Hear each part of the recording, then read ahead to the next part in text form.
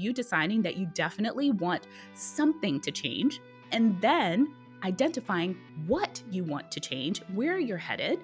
And then next after that, you say, okay, well, what are some options for getting where I actually want to go starting right now? This show is dedicated to helping you strengthen your family tree and live financially free. Welcome to the Marriage, Kids, and Money podcast, everybody. This is Andy Hill, and today we're talking about how to create a rich life. Yes, the word rich, that can mean different things to different people, right? So to help us discover our meaning of rich, I've invited author Scarlett Cochran on the show today. Scarlett is a lawyer, a wealth expert, and the founder of One Big Happy Life, where she has taught millions of people how to spend guilt-free while also building wealth for their best financial future. When she's not helping people live a rich life, she's enjoying spending time with her 2 kids and watching sci-fi TV shows. Welcome to the show, Scarlett. Thanks for having me, Andy. So excited to be here. Absolutely. Well, this is a fun conversation because I think that could be a question for all of us. What does rich really mean? So let's talk about your story. When you were growing up, what did you think it meant to be rich? Well, when I was growing up, Lifestyle of the Rich and Famous was like we would watch that. I think it was every Sunday. So that's really what I thought of as rich, like these incredibly wealthy people, actors, athletes, business people, and especially myself coming from very humble beginnings because my parents and we came here when I was 2 years old, where I was born in Guyana, South America.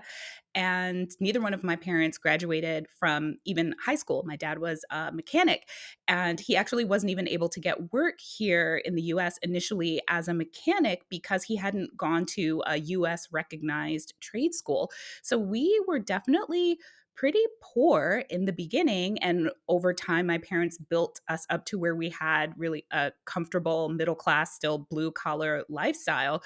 So that seemed so far fetched to me until I went to high school. I went to Bronx High School of Science. And that is when I really kind of started rubbing elbows with people who were very wealthy. So, teenagers who were driving luxury vehicles, visiting friends who had penthouses in midtown Manhattan, like 2-story floors in buildings. And for a long time, that's what a rich life looked like to me. But now that I'm older, it's really about defining what your vision of your best life looks like. I love that. Well, let's talk about how you maybe changed that definition as you started to get older. You were in high school and you got into your career. When did things start to click for you to say, well, this is how I want to live my rich life? Well, when I was on the verge of having the wealthy, like the lucrative career. So I was a single teen mom. So after I graduated high school, I joined the Marine Corps. I had my daughter Alexis and I was working full-time as an active duty Marine, but not making much money. And of course, the idea of creating a rich life for myself and my daughter was what drove me to pursue a more lucrative career. So I ended up putting myself through college. I put myself through law school. And I aimed at a top law school and I ended up going to Yale because my idea was, well, I want to go to a big law firm because at the time, the starting salary fresh out of law school was $160,000 a year plus bonus. And I'm like, all right, that's going to afford me a rich life. And then also like the salary stair step. So by the time you were, let's say, a 6th or 7th year associate, you could be making $400,000 or more a year. And I'm like, all right, that's it, cha-ching. And so I did that. And I discovered that I hated working at the law firms because in exchange for making that much money, they basically owned your whole life. So I was never around. I didn't see much of my daughter and then my then husband because I later married and divorced after law school, but I just didn't see my family very much. And that's when I realized that the trade-off for me wasn't worth it. I needed to find a way to make the kind of money that I wanted to make, but still be able to have the kind of quality of life that I wanted to have. And so that's when I realized it wasn't all about the money, which is, tongue in cheek because that's the title of the book, but that you have to actively pursue that balance if you want it. Otherwise, you're going to end up down a path where you may be pursuing financial goals thinking that that's the be all end all, that's the way to get to what's going to make you happy, when you never actually stop to ask yourself, well, what does a happy life look like for me? That's a really good point. Was there an epiphany moment on your journey when you were making great money, but realizing you didn't really have a lot of control of your time? And then what did you do to change at that point? Yeah, definitely. So I was at a law firm in New York City. I was summering there. And I remember when I was learning about the perks of law firm life, one of the perks was that you get a car home at the end of the day if you stay past a certain time, or if you have to come in on the weekends, they'll send out a car to get you. And also, if you're working late, the firm covers your meals, so you're ordering from all of these like really nice New York City restaurants, and you get to eat all these great meals, but you're at your desk working. And it didn't connect to me until I was actually doing it. And after the, fourth or fifth weekend where I wouldn't see my family all day. Yes, a fancy car would come and get me, drive me into New York City because I was staying with my parents in Brooklyn to save money. And my husband would spend all day, my ex-husband would spend all day with our daughter Alexis, and they're doing fun things like sending me pictures from the Statue of Liberty and the Empire State Building, and I'm sitting at, in an office working, and it's not even a cute office either. And so then he would put her to bed and leave her with my parents, and then come to see me at work around 8 o'clock at night and stay there with me for 3 or 4 hours. And then I'm sleeping on him on the car ride home. And I said to myself, this isn't a life. This isn't awesome at all. The only time we're spending together is me trying to stay awake while we're taking a car home. And I'm not even really seeing my daughter except to say, have breakfast, and then I'm out. I don't want this. I want something different.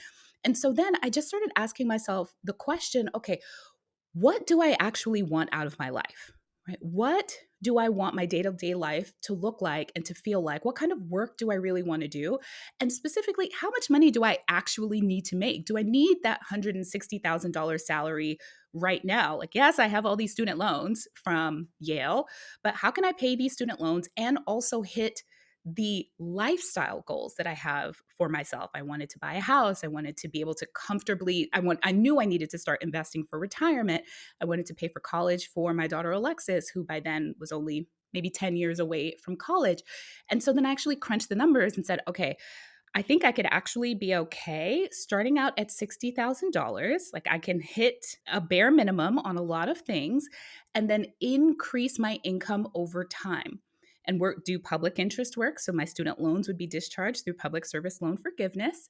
And that was my plan, that within 5 years after law school, I wanted to be working in public interest 40 hours a week, making a six-figure salary and enjoying my life. And that's exactly what I did. Wow, that's incredible. So you made that change. You got more of your time back in exchange for a little less money, but really the trade-off was more time with your family and more time to even hit those goals that you were working on.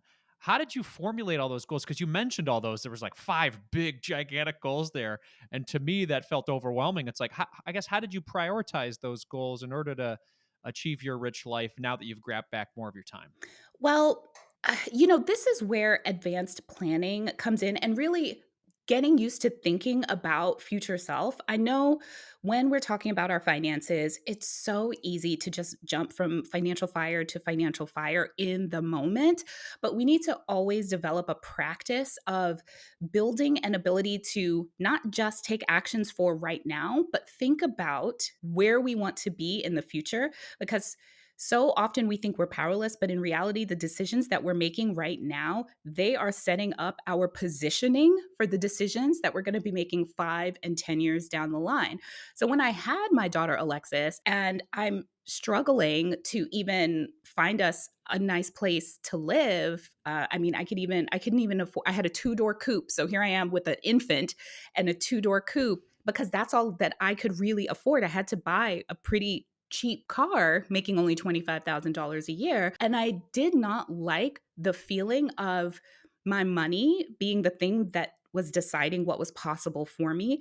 And I knew I had to that I wanted more. And that's really the first thing, connecting inside with yourself and your desires. And that's not to say you just let your desires run rampant, right? Because it takes time to really discover what truly matters to us, to to release societal conditioning, things, stories that we've told ourselves about what it means to be happy, to really get to the core of happiness. But it starts by asking yourself the question. So I'm like, I knew I needed to put myself through college, and I didn't want my daughter to have to go through that. I knew how hard it was for me to get my first car, and I didn't want my daughter to go through that. I knew how crappy our first living situation was, which is CD bar on top of an apartment. And I didn't want my daughter's life to look like that. And I didn't want my life to look like that. I didn't know what I wanted it to look like because I had very little life experience, but I knew not that. And so the moral of that story is sometimes it's enough to know what you don't want so that you can at least start moving away from what you don't want. And then later on, I became more sophisticated in my planning. So I knew that I needed to start investing for retirement. And so I set a hard line that after I graduated from law school, it didn't matter how much money I made, I must start investing some small amount. And I did. I invested the bare minimum that I could, $50 a paycheck. And I made the commitment to myself that I would increase that until I hit what I call my minimum investing rate so that I could hit my financial freedom number on my preferred timeline. And but that was, it took me, I don't know, 7, 8 years to get to that point. And so it's also allowing the timing of your life to be the timing of your life versus feeling like you have to do everything right now, trusting that you've created this sequence of things that you're going to get to everything. I love that. I love that. Yeah, taking those big, big, big goals and then breaking them down into small steps that you can actually do, and that's what you did. So, talk to me about these student loans. Did you ever get rid of them? Are you still battling them? What's going on? So I don't consider them to be a battle. I think that, because the way that we talk about things, they are so important. And unfortunately, student loans get a really bad rap. We only ever hear the bad part about Mm, it, but we never thank it for being there for us when we needed it, right? yeah, It was the thing that allowed you to get your degree in the way you chose, right? Like, and so it's so important to remember that. And yes, you can say, I wish I had eaten a little less pizza in college, right? Eaten out just a fewer times, cooked more in college so I'd have maybe 10 or $20,000 less in student loans. But use that as a lesson going forward about your financial priorities and how you prefer to spend, not sitting back and looking at what you did with regret, right? yeah. Because it's almost like you're fighting against the reality of your situation and you're making the whole thing worse. So, do I still have some of my student loans? Yes, I do, because I made the decision that I was going to leave public service and run my own company, One Big Happy Life. And so it's your and that's not what I was planning, right? My plan was I was going to do 10 years of public service, but then this opportunity came along and I decided to say yes to it with my eyes wide open, that it meant that I would have to end up repaying more of my student loans with cash versus my time than I had initially expected, and I was okay with that. And yes, part of that is that the upside of my income being limitless as an entrepreneur, but also really thinking about how I truly wanted to spend the years of my life. And I spent 10 years, almost 10 years, as a banking and finance attorney in public interest. And I just decided that that wasn't the path for me. And so the moral of the story there is that you can pivot and feel comfortable reevaluating your priorities and your financial goals and your timelines. I love that. And you're inspiring millions along the way. I'm a big fan of your YouTube channel. I love that you've got this book out there that's inspiring so many people with their path and showing them how just continuing, moving forward, putting those small steps in front of you can make a big impact with where you are in your life. Now, how old is your daughter now? And what are some of the things that you're thinking about? I'm very inspired by your story of your parents coming over here and starting as they started, and now I'm thinking about you as a mother with your children. I guess how are you working to help her create her own rich life, or are you letting her define that? I'm very interested. Yeah, so Alexis turns 21 I next love it. month, That's great. right? Yeah, I heard about 8-year-old and So then I hear 21. It's great. Yeah, I love yeah, it. yeah. So my son Reeves turns 7 in a couple of days. So I have a 7-year-old and I have a soon to be 21-year-old. And Alexis has actually already graduated from college. So I did pay for Wow. college for her, but she also worked. So she worked for One Big Happy Life her whole time through college. So she also paid for college. We both paid together. And I also was able to gift her her first car. It was a brand new car. Once upon a time, I was a person that was like, oh, those people who give their kids brand new cars, I don't understand it. And then I realized the safety features get better and better with every new model year. And I said, you know what? This is not only a gift to her, this is a gift to every other person out there. This car that will brake for her, that will warn her when she's reversing. World, you are welcome. That I'm putting this young driver out there in the safest possible vehicle for her and for you. And so I did all of those things. So I personally accomplished those things for myself, but she's watched me do these things throughout her life. She was with me when I was going to community college, when I fresh out of the Marine Corps. She crossed the stage with me at Yale Law School. So she's been with me all along the way, even making my first YouTube video. She's in my first YouTube video, the first One Big Happy Life YouTube video. And so she has seen me create this life on purpose. And one of the things that I've just always taught her is that it is important for her to define what her best life looks like, because also for her, she sees me as having these shoes that are very big to fill, Marine, Yale Law, her own, having my own company, publishing this book. And I tell her that her life is her own, that it's up to her to define what feels good to her, what kind of life she wants to create. And I only want for her to be happy, to be a good person, and to really feel comfortable defining her own way in life, right? And being the fullest version of herself. That will make me proud. So, so far she's done that. But she got a bachelor's degree in marketing because she enjoyed working in the business. And yeah, I'm really happy to see where she goes from here. But personally, as a parent, now I'm looking at, oh, well, she'll get married one day. Let's put that wedding fund so I can contribute to that. But she also has quite a bit of money already invested. And so with the money she's already invested, if she just doesn't touch it, she will be a multimillionaire by the time she's at traditional retirement age. And that's a beautiful thing, to set our children up for success in that way in early adulthood. I love that. I love the starting of our conversation. You said when you were younger, you saw a rich life. With these TV shows and the glitz and glamour of all of the celebrities and everything like that. Even as a teenager, you saw a lot of wealth in New York, and having the internal struggle with that. And now, as your daughter's 21, it's almost a new definition of what a rich life is out there. I guess it's ownership of time, strong female entrepreneur ownership. And now, to your point, that definition might change as she grows and decides what her definition is. So this is a fantastic story, Scarlett. Thank you so much for sharing it with us. I would love to offer some advice for people out there who are trying to define their version of a rich life. Where would they start with that conversation? They heard your story. Maybe they're thinking about themselves internally right now, just saying, well, I guess, where do I start? How do I decide what rich means to me? Where should they start? Well, we already talked about this idea of identifying what you don't like. Sometimes, for many people, and this is something that comes up a lot, where people are not used to actually asking themselves what they want, because we follow the traditional path of adulthood.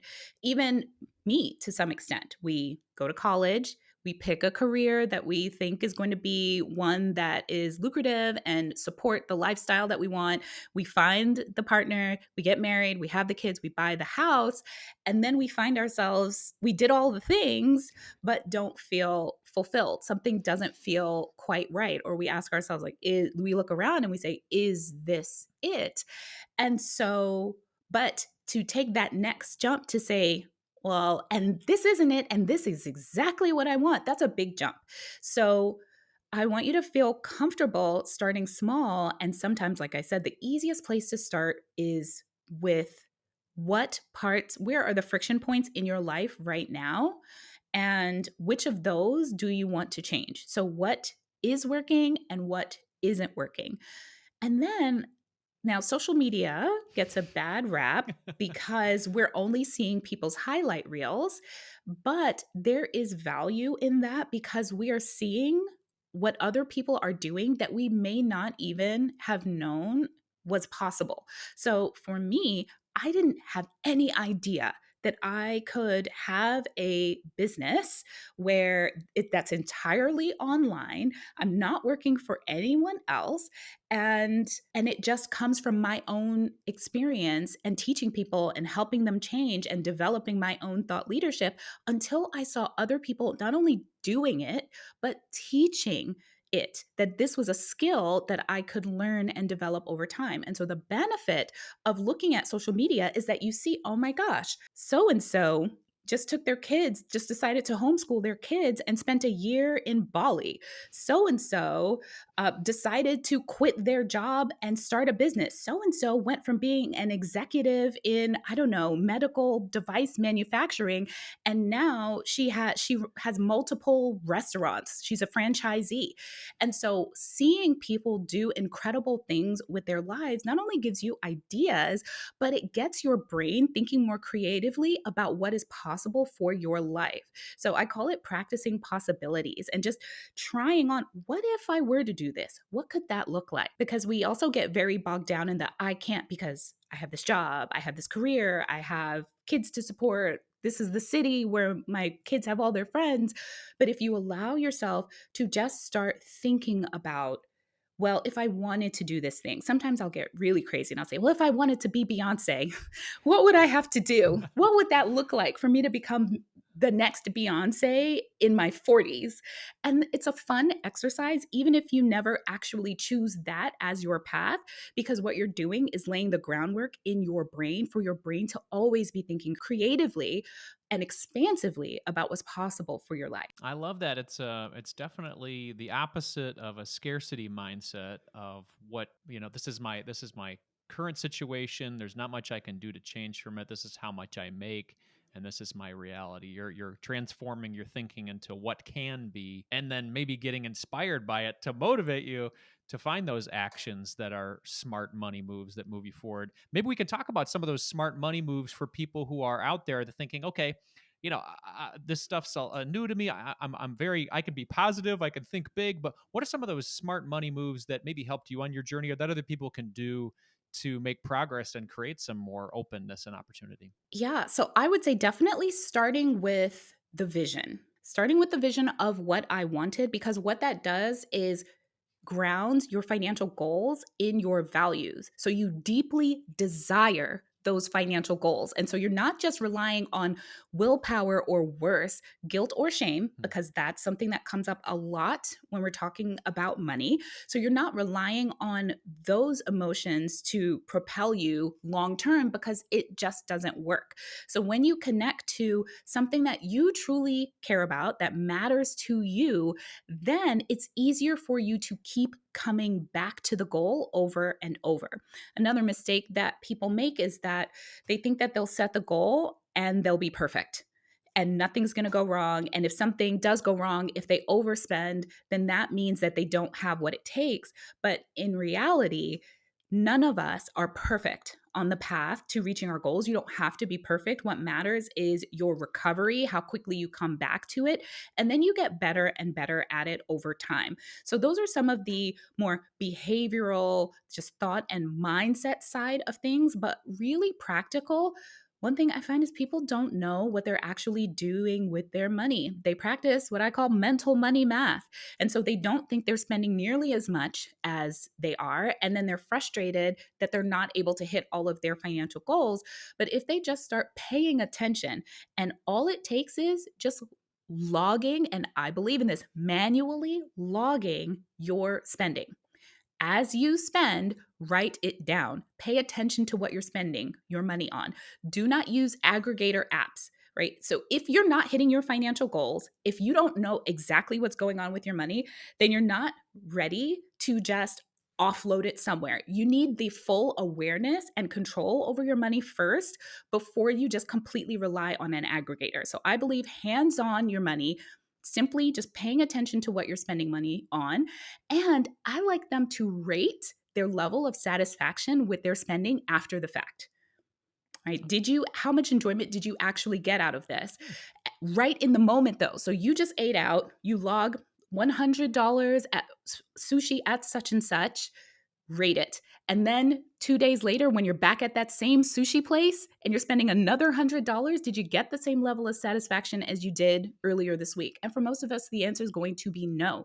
And that level of awareness is what allows us to stop spending on default and start spending more intentionally. Because we can stop ourselves and say, hey, wait, last time I did this, I actually decided I really didn't like this that much.